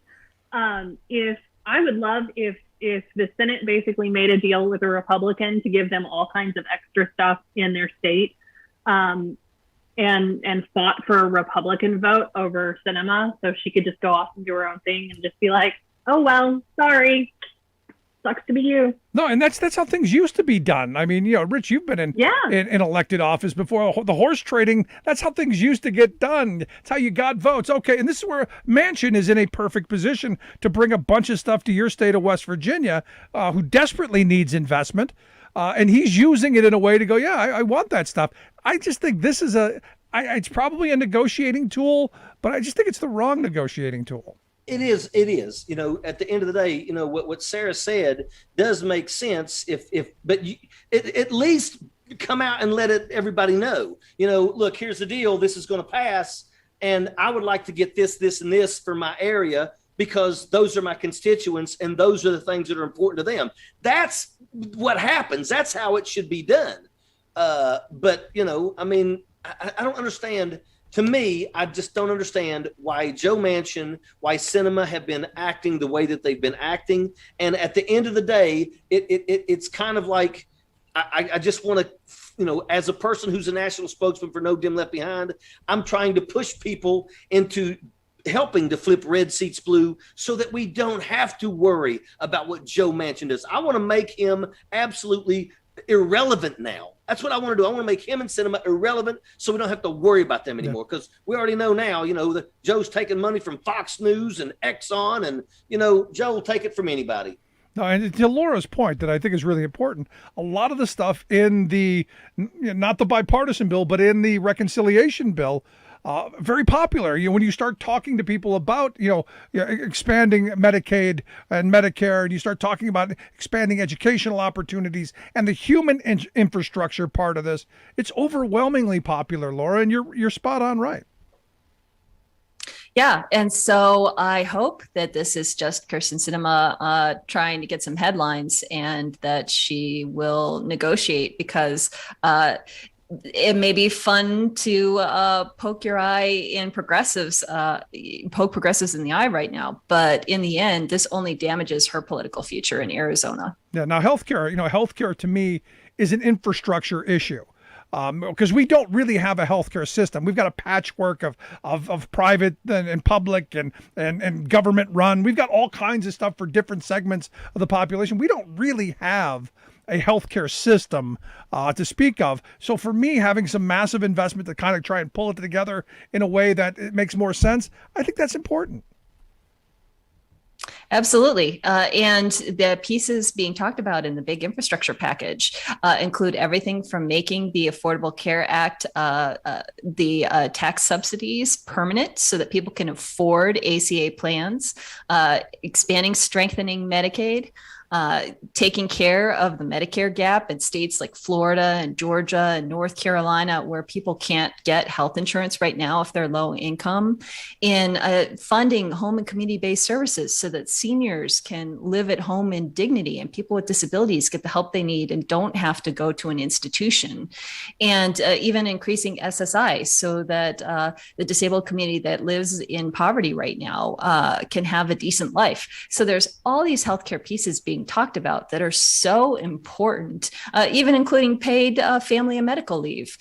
So I think that if we wind up not having the big infrastructure bill, the reconciliation bill, we're all going to suffer for it. Yeah, I agree. Now, Morgan Stanley, their analyst, said that they don't believe we're going to get both pieces of legislation. They believe it's going to be one or the other. With Simona now coming out and saying, not in favor of the $3.5 trillion plan. Are we taking bets on which? Do we think both, or are we thinking nothing? I fear nothing, but I'm afraid all we're going to get is the bipartisan one. Sarah, let's start with you. What are your thoughts? I think if we can pass the first transportation bill, so whatever transit bill that's the hard infrastructure piece as a standalone, and then shove everything else in the reconciliation, and maybe that'll work. That's my hope, because we'll get to a point where then you're starting to talk about budget issues, and nobody wants to shut down the government. Nobody wants the Pentagon to suddenly stop working or whatever. People to not get their Social Security checks, that kind of deal. I don't know that would happen. I was just sort of hopeful, but my goal is just offer Lisa Murkowski or Mittens some deal, and just be like, here, have all of this free stuff for your state. We'll name it after you or whatever. Yeah, see, I think Murkowski. I think you're right. Murkowski's the target. I don't know about Mittens, but I think Murkowski's the target. Yeah, I don't know. I think she would definitely be, because there's so much climate change issues happening in Alaska that they're going to need some serious infrastructure repair. But I'm sure Mittens would love to have some serious solar arrays in his state. That would be nice. A lot of space out there. Yeah, Utah's a beautiful state. Rich, let's go to you. Your thoughts? Well, first off, what she was talking about in terms of Alaska, I really wish we would see more about that, so that everybody in the country could see the effects. When you're talking about areas that are showing it, just absolutely it's there. We need to be showing that to everybody and saying, look, this is happening. This is for real. In terms of the infrastructure, something is better than nothing. But I have to always still feel like at the last minute somebody's going to come in and try to derail everything, because once again, the Republicans have to have doom and gloom. They have to have doom and gloom. If they come in there and they say all this stuff got done, they're not going to have anything to run on. They have to say, look, the Democrats got nothing done, even though they're not going to say, because we did everything in our power to keep it from happening, so we can. Yeah, and that's how it's going to be. And that's how we've gotten to the point where we haven't had the kind of investment we need, which is why I'm in favor of the $3.5 trillion on top of the $1.2 trillion, because we've needed it. It's been spending that we should have been doing all along to keep up our infrastructure. It's just been delinquent, and it's about damn time. Go ahead, Rich. And who's going to pay for this? Who's going to pay for it? Because that's one of the key things too. Is initially President Biden was talking about everybody who makes over $400,000 a year, taxing the filthy rich to finally start, carrying some weight around here. And that right there was a big heck no, we can't do that. And at the end of the day, what happens is whatever we do get, it's on our shoulders. And that's the way that it always is. No matter what side they're on, it seems like, everybody wants to make sure that the filthy rich can get away with doing nothing. They ride on our roads. It's an absolute shame. But yeah, well, it's how they make their billions. We're the ones who do the work. We're the ones who sweat. We're the ones who bleed. It's the roads that we build that they make their profits off of. So while they're playing with their toys in space or building a $500 million boat to play with in the bathtub, that's our sweat. That's our blood and tears. All we have to do is eat one of them, and then we should be okay. There you go, just one. Laura, your thoughts? Well, taxing the rich is incredibly popular. It makes the whole infrastructure bill more popular when you include it. So I think it would be incredibly foolish to leave that out. But back to which a bill is going to pass, I would never put money on Mitch doing something good for the country. So I think probably the all Democrat reconciliation bill is more likely than the bipartisan bill. No, it's going to be interesting to see that plays out. But back to your point, Rich. We were in Seward, Alaska, a couple of years ago, and it was July, and the ice was just melting at an alarming pace. And as the tour guide was saying, where we were parked in the boat 2 years earlier had been covered in ice that year, and we were like 100 yards away from the face of the ice, and some of the other fjords or whatever it's pronounced, they were just gone already. And they were saying the fear is this stuff just all goes away within the next 10 years, and then we're screwed. And I think that the people of Alaska are really in tuned more than anybody on what could happen with climate change and how bad things are going to get. So I guess that sounded with a giant thud. Well, I was going to say too. Remember the town that had to move? The entire town had to move because it was basically being eaten by climate change. The sea levels were rising, and the ground was destabilized because the permafrost was thawing.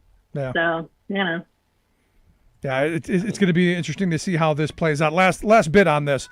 Now the fear is that if it passes the Senate, the bipartisan bill, that the AOC and the squad are going to tank it in the House. You think could that happen, Sarah? Let's go with you. I'm hoping so. I mean, I think any bipartisanship is going to be good in the long run. But I don't know, man. I'm hoping for better and expecting worse. Yeah, I'm right there with you. Because my fear is what ends up happening, we get nothing, and then everyone blames the squad for blowing it up, and then any progressive policies of the future are just immediately pushed aside, and we end up with more centrist policy. Well, one thing is this whole idea of Democrats can't get anything accomplished. We already got the giant COVID stimulus passed, and no Republicans voted for that. Everybody was making TikTok videos showing their Biden checks. And now that we've done the whole the child tax credit thing, now all of these people are posting TikTok videos talking about their Biden money. And so it's kind of like all of this stuff is being advertised on behalf of him. Everybody everywhere is talking about how much they love this stuff. And I just don't know that if the Republicans say Democrats haven't done anything, I don't know if that's really going to hold up. Yeah, no, you're right. But the conservatives that I interact with, they all see it as socialism. Joe Biden's just handing out money to everyone. But those people are never going to be able to be moved. Right. I mean, we're talking about people who aren't, necessarily paying attention all the time, or independents or moderate Republicans. We'll see how this is going to play out. The hope is we get something passed because our infrastructure needs it. Our electrical grid needs it. We need better broadband access, especially in rural communities like where you're at, Rich, and where I'm at. We most certainly need the investments of the 21st century so that we can leave something positive to our children. Going to take a quick break right here, guys. Stick around. We'll be right back after this. Stick around. You're listening to The Rick Smith Show. We're working people. Come to talk. Remembering that united we bargain, divided we beg. Rick Smith.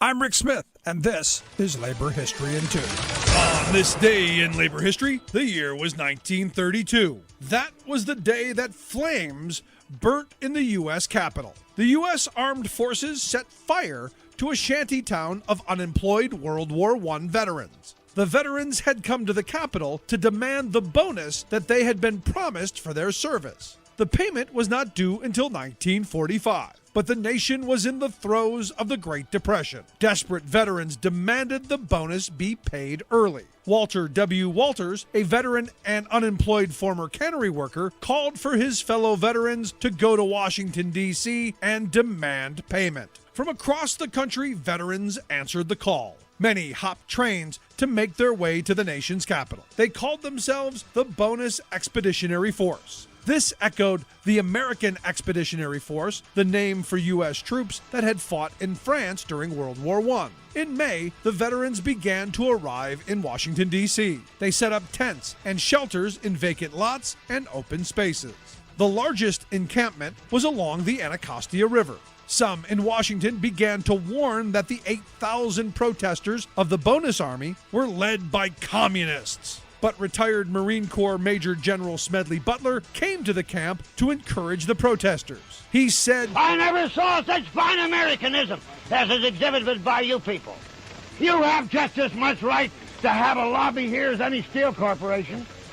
Makes me so damn mad a whole lot of people speak of you as tramps.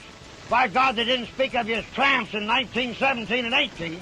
Oh. But Army Chief of Staff General MacArthur was less sympathetic. He ordered troops to clear out the veterans. With cavalry, tanks, rifles, and tear gas, they ousted the protesters and burnt the Anacostia River encampment to the ground.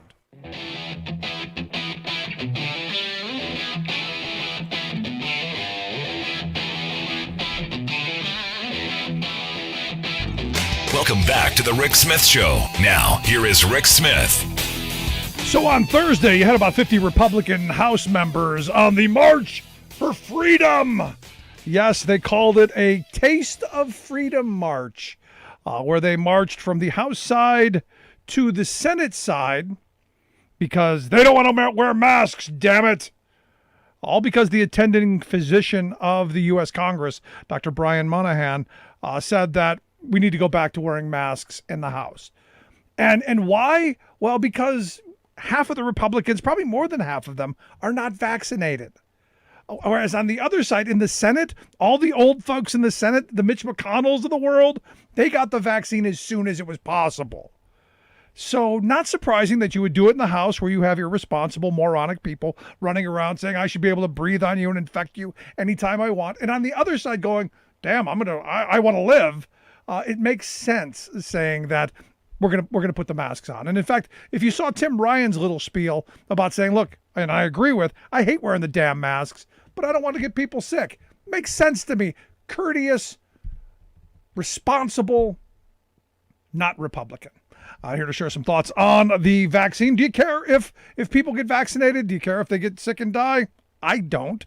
But here to share some thoughts on this, our all-star panel, Laura Packard, Rich Ojeda, and Sarah Burris. Guys, thanks for sticking around. Come on. You bet. So, Laura, let's start with you. You had the Taste of Freedom March because our Republican friends don't want to wear masks. In fact, damn it, I shouldn't have to be vaccinated. Do we care if people get sick and die at this point if you refuse to be vaccinated?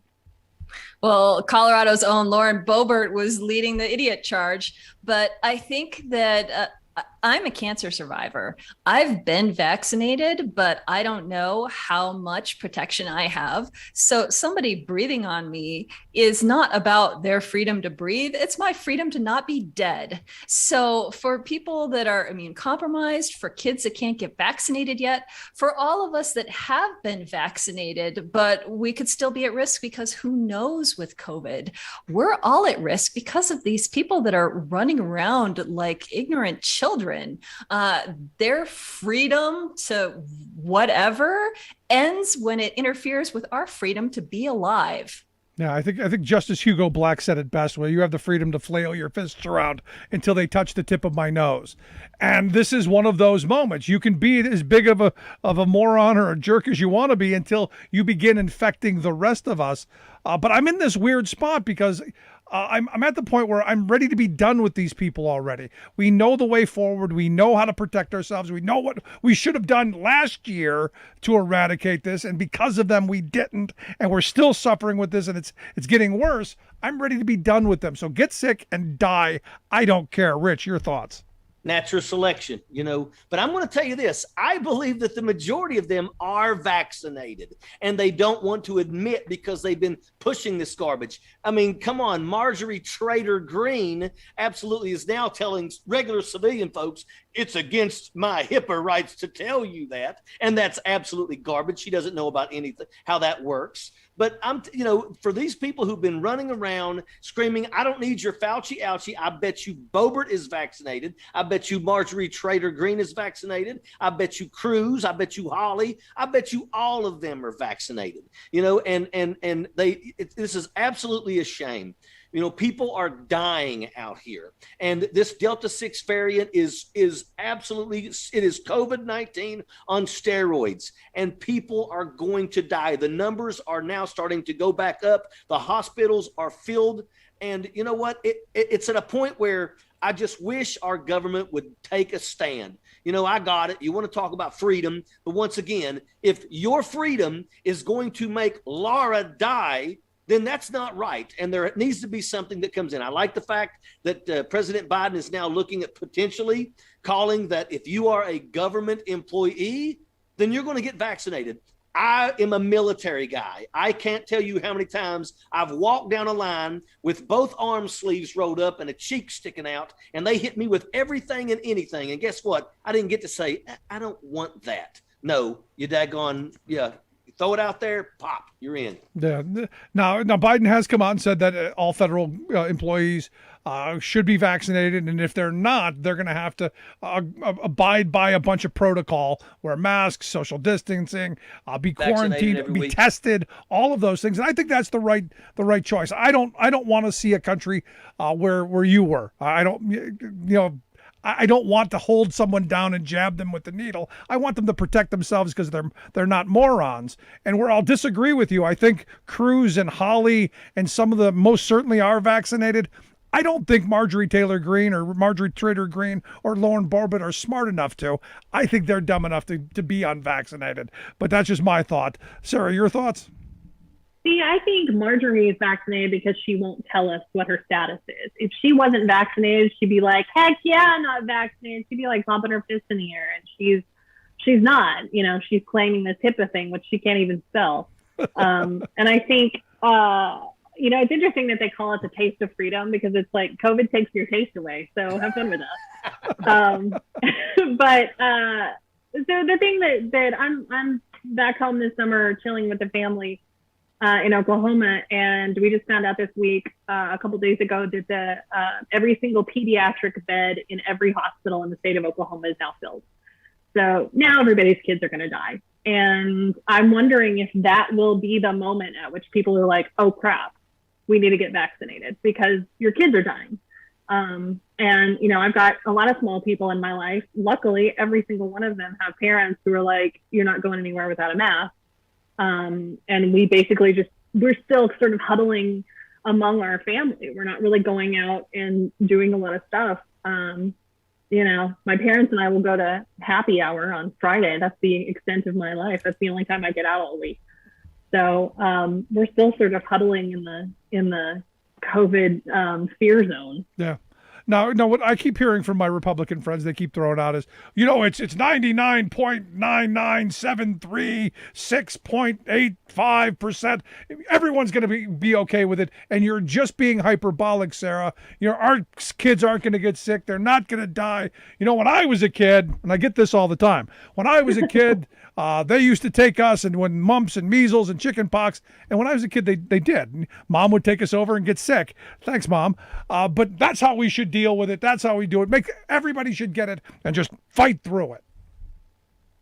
You might not die, but if you get long COVID, you could be disabled for life. So it isn't just as black and white as whether you live or die. It's whether you face lifelong disabilities, including mental deficits that some of the research shows just from having been sick. This is no flu. This is much worse.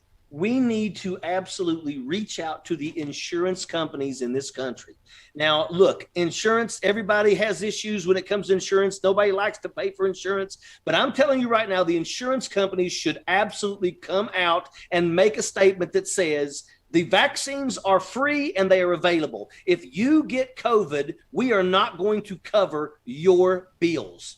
Because I'm telling you right now, that right there may be what convinces people to go ahead and get the shots. You know, this is absolutely sickening. It is a shame where people want to try to equate this with freedom, you know, your freedom to be able to get other people sick. This is not going to stop. We're going to continue going backwards. We're going to continue back to wearing masks. Eventually, they're going to go back to shutting everything down, and people are going to be having to work from home again. And what do we accomplish? Nothing. These people need to get vaccinated so we can all get our lives back on track. Those of us that have done the right things, that have social distanced, that have wore the mask, that got vaccinated, we want to get back with our lives too. And I'm tired of waiting for these daggone. Yeah, I feel you. No, thank you for that, because we all know where you were going, and it's to me it's the appropriate response in all this. I mean, I often want to go off on expletive latent rants about where we are, because we shouldn't have to be here. We could have, when everything was shut down, if people would have just done what they were supposed to do and stayed the hell away from each other for a couple of weeks. I think we could have done away with this months ago had we just done the right thing. Here's the thing. In America, we have the vaccine. It's readily available. Other countries do not have the access to these vaccines. They would absolutely kill to get vaccinated. And here we are sitting with it, and we're going to let vaccines go to waste because of pure selfishness. And it's absolutely a shame. Yeah. Sarah, you want to jump in? One of the things that I hear a lot of people talk about is, well, I don't care if I die. Neither do I. That is right. That is your decision. What you should care about, and what would really, really hurt me, is if I killed somebody else. If I get sick and I don't die, but everybody around me does, if my kid gets sick, if my mom gets sick, if my grandpa gets sick, like that's what people really should think about. It's like, well, yeah, you would be lucky if it was just you, but it's not. Laura, you want to jump in?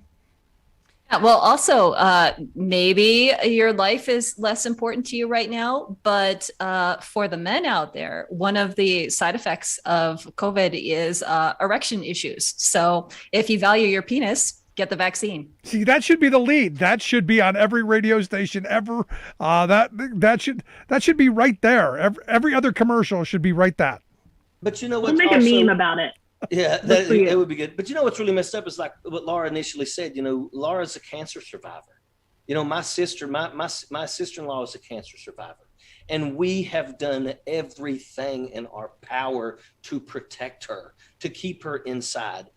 She wants to go live her life. Laura has to run around, and every time she goes outside, she has to get, she has to be scared that she's going to, encounter some mask hole, we'll call it that, and it's going to jeopardize her life. And if she gets, the COVID, imagine what it could do to her. Imagine what it can do to somebody that has severe diabetes and things like that.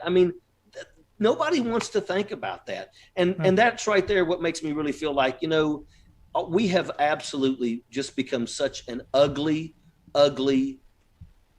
nation. No, you're absolutely right. And the rage culture that is out there, the anger, the fact that we as a population, we somehow are addicted to anger. And I look at, to kind of change topics here, the Olympics is a time where we're supposed to be coming together and in solidarity and sportsmanship and all this stuff. And I don't know if you guys have been following this story with Simone Biles, who I think did the right thing. She wasn't comfortable with what was going on. She wasn't mentally in the right place. And she said, you know what? I'm not going to hurt my teammates. I'm not going to hurt someone else, which I know is a foreign concept to us in this country, but I thought she did the right thing. And the kind of rage that I saw coming out of people, how she's a quitter and all kinds of, she's not the greatest because she just insane stuff, where you go, she did the right thing.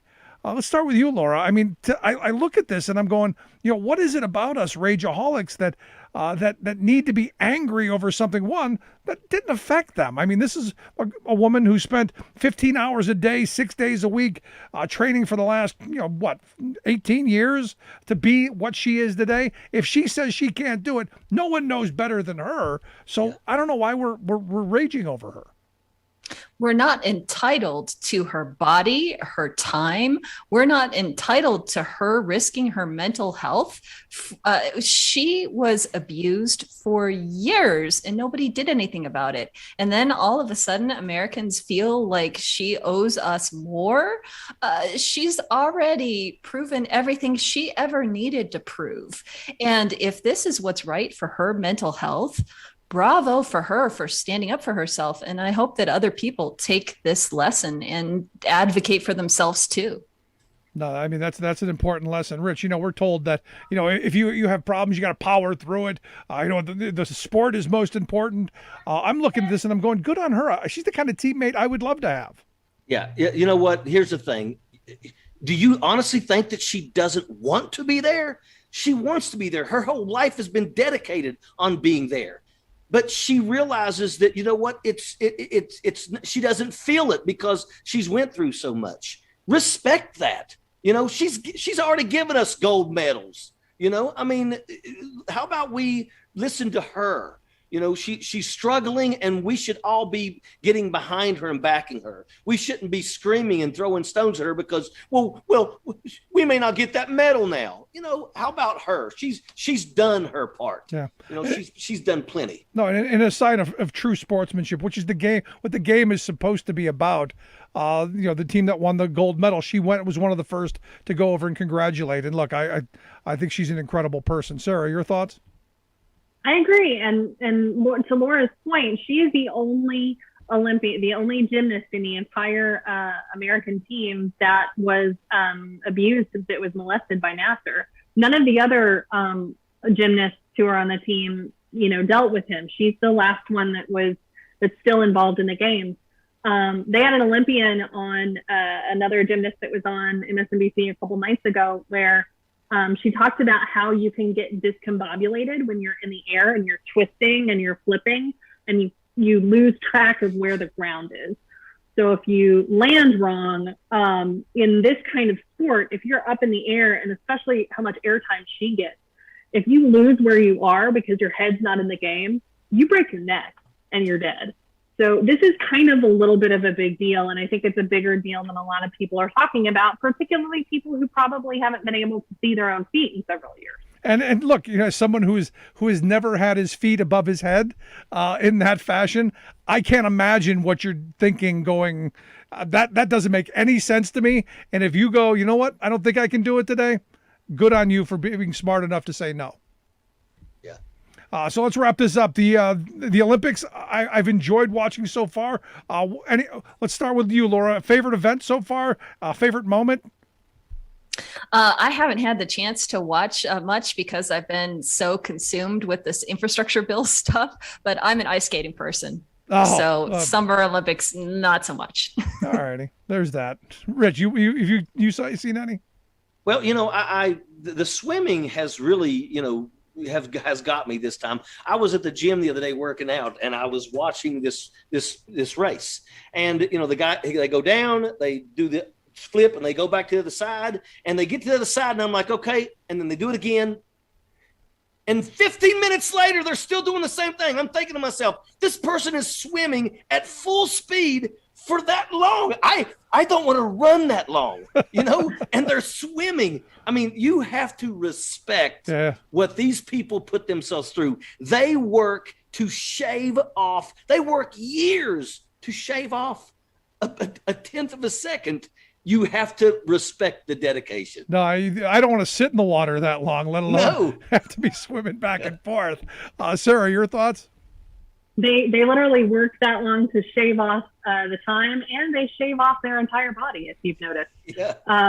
But my favorite moment of all time was on Sunday night when Katie Ledecky just narrowly missed winning what was it, like the 400 meter or something like that.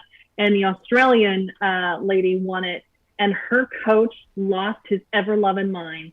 And he was like humping the railing. There was this poor Japanese staffer behind him that was like, what in the hell?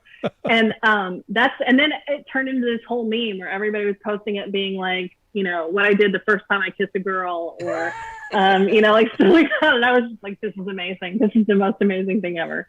And on a float, Sunday news night, that was fun. And I think that's the one thing for me that I'll always remember. It was incredible, and watching, you know, there was the one medalist who's like the whole town was watching, and they just all exploded. You know, that's what this is about, and that's the kind of thing that I think I would like to see more of. I think, you know, we need that as a country, and to have someone attack, you know, Biles and attack the games, I don't know. I just have a real problem with that. Now my favorite part of is the men's curling. Because there are a bunch of guys who kind of look like me. So it looks like maybe I could be an Olympic athlete. You know, hey, there's something. You have a dream, Rick. Dream big. Never too late. Never. Yeah, never too late. You can do it. I can do it. There you go. As always, good stuff. Guys, I appreciate the time. I appreciate your thoughts. I look forward to having you guys back again. Thanks so much. Airborne. Our good friend Sarah Burris, reporter there at RawStory. Make sure you check out her work, rawstory.com. Also, Laura Packard, stage 4 cancer survivor, founder of Healthcare Voices. Make sure you check out the work she does, laurapackard.com. And, of course, our good friend Rich Ojeda, national spokesperson for No Dems Left Behind. Check out their work as well. If you missed any part of today's program, the ricksmithshow.com. That's where you go. You find the podcast and the video. Also, if you have thoughts topics you want us to cover, things you want to hear about, guests you want to see, email me, rick at thericksmithshow.com. Thanks so much for being here. We'll see you back here next time.